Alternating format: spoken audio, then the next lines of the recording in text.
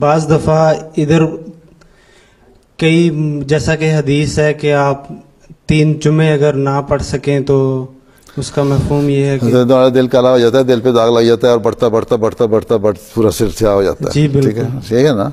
تو یہاں تو کوشش کریں کہ آپ 1-2 جمعوں کے بعد جمعہ پڑھنے کی پوری کوشش کریں، اور اپنے کام کی جگہوں پہ بعض دفعہ اگر کہہ سکتے ہیں قریب جمعہ اگر ہو رہا ہے کہ مجھے اس وقت چھٹی دے دو، تو اکثر ایسے امپلائر ہوتے ہیں، مالک ہوتے ہیں جو چھٹی دے بھی دیتے ہیں. جی ٹھیک ہے، جی جزاک لیکن جہاں مجبوری ہے، اللہ تعالیٰ کی رحمت جو ہے وہ بہت وسیع ہے.